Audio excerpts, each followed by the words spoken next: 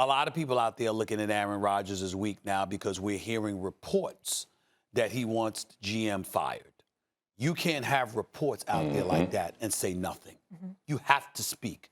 You can't be passive aggressive and let it leak out to Adam Schefter and have everybody commenting about your feelings when you haven't made your feelings known. What are they going to do to you exactly?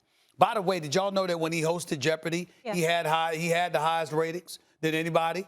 And you know that's good. Obviously, since the passing of Alex Trebek, God rest his soul. The point is that he had high ratings. That's great. That's definitely an option for him if he wants to continue to play football, work out a trade or whatever. What is going to happen to you if you speak your mind and let everybody know you just want out? If you just want out, that would be one thing. But when reports come out that you want somebody fired, you don't get to disappear and hide under a rock and let everybody else just speculate about that. That part is weak, and we know how I feel about Aaron Rodgers, but that part is weak. You can't do that.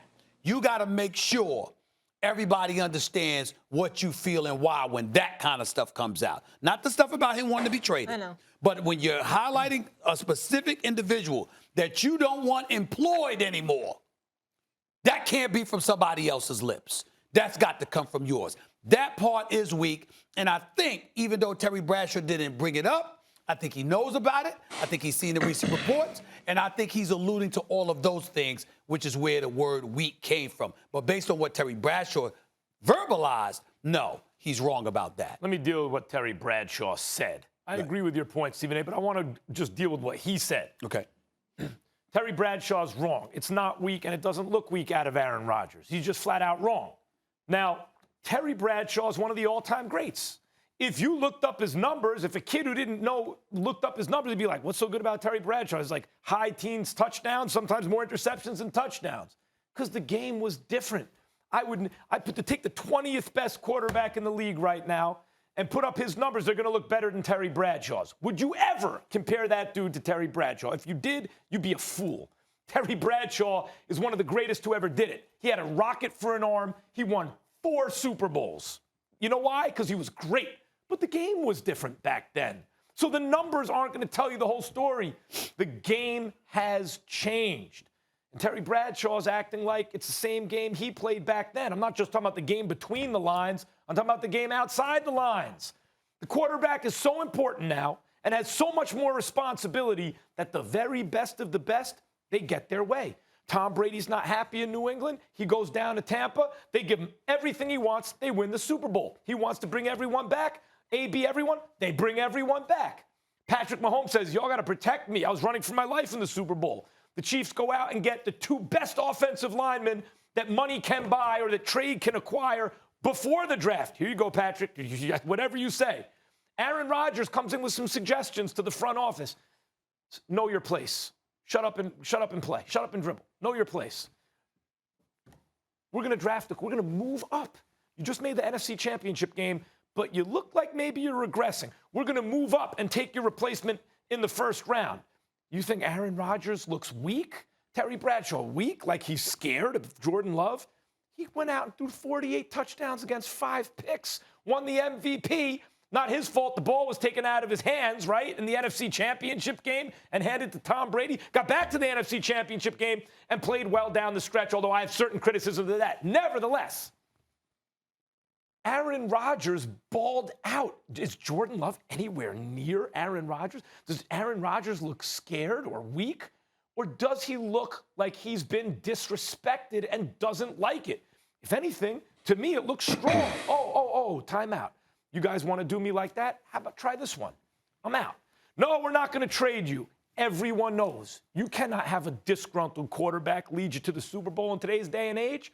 Either they make it better with Aaron Rodgers or they will trade him just like he's ordering them to trade him, because that's basically what's happening. And guess what? They will follow orders because, in fact, quarterbacks like Aaron Rodgers are actually the boss. And the Green Bay Packers haven't figured this out yet. Maybe neither is Terry Bradshaw. But if Bradshaw was playing today, he'd be the boss too. And I bet you'd like it. Talk that talk, Max, because that's exactly the disconnect. And I'm with Stephen A. Like, we talked about that as well. Like, you you even hinting at the notion that someone should lose your job because that's the way you're going to be happy and stay there, that is weak. That sucks. And we addressed that when we start talking about this Aaron Rodgers situation in the first place. But also, too, y'all, like, there's an evolution with athletes. There's an evolution in every game, right? Steph Curry then extended the three-point line. They play basketball a different way. And I had to catch myself because, you know, we all think about the glory days of whatever generation we consider ourselves to be most in tune to whatever sport we were following. And we talk about, I listen to you guys talk about the physicality of the NBA and how it's different and how these friendships in the NBA may be causing us not to have the type of competition or the disdain for the opponent that we had grown accustomed to when MJ was playing or when football was just you hit the quarterback and whatever happened after that, it happens. It's the evolution of the game. And that's why I say, Max, to your point, of what you just said about Aaron Rodgers. Aaron Rodgers is the beast in this situation.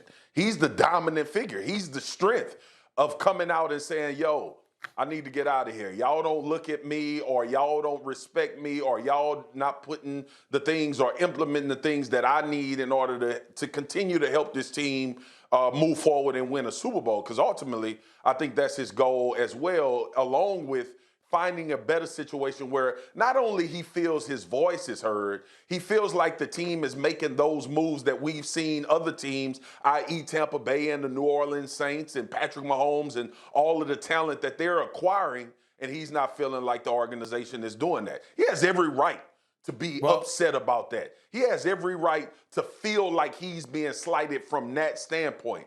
But to call Aaron Rodgers weak, Aaron Rodgers don't give a damn about Jordan Love.